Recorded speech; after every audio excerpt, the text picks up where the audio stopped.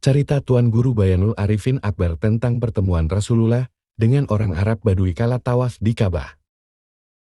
Begini ceritanya, ketika Rasulullah sedang bertawaf mengelilingi Ka'bah, beliau mendengar seorang di hadapannya bertawaf sambil berzikir. Ya Karim, ya Karim, ya Karim, ya Karim. Lalu, Nabi menirunya, ya Karim, ya Karim, ya Karim. Orang itu lalu berhenti di salah satu sudut Ka'bah. Lalu berzikir lagi, Nabi Muhammad pun kembali mengikutinya. Seakan merasa seperti diolok-olok, orang itu menoleh ke belakang. Terlihat olehnya seorang laki-laki yang gagah dan tampan, yang belum pernah dikenalinya.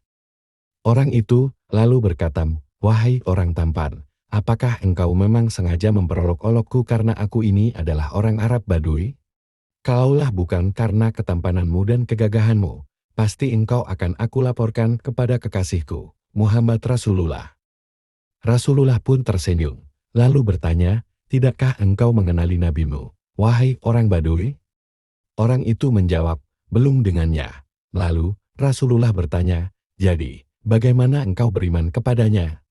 Si Badui kembali berkata dengan mantap, "Saya percaya dengan mantap atas kenabiannya walaupun saya belum pernah melihatnya. Saya membenarkan putusannya, sekalipun saya belum pernah bertemu dengannya." Wahai orang Badui, ketahuilah, aku ini nabimu di dunia dan penolongmu nanti di akhirat, tutur Rasulullah. Melihat Nabi di hadapannya, dia tercengang, seperti tidak percaya kepada dirinya, "Tuan ini, Nabi Muhammad." Nabi menjawab, "Ya." Ia segera menunduk untuk mencium kedua kaki Rasulullah.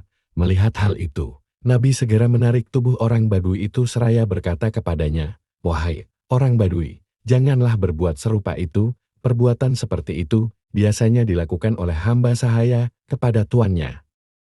Ketahuilah, Allah mengutusku bukan untuk menjadi seorang yang takabur dan yang minta dihormati atau diagungkan, akan tetapi demi berita gembira bagi orang yang beriman dan demi berita ancaman bagi yang mengingkarinya."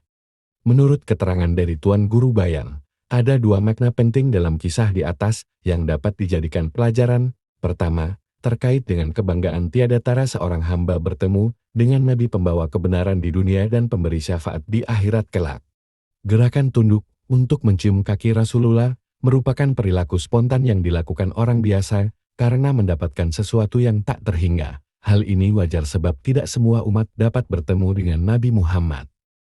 Kedua, yang lebih penting dari pertemuan orang Badui dengan Rasulullah itu adalah kecintaan terhadap Nabi bukan dengan cara memujanya, seperti mencium kaki dan lain sebagainya. Rasulullah tidak ingin memosisikan diri di hadapan umatnya laksana tuan dan budak.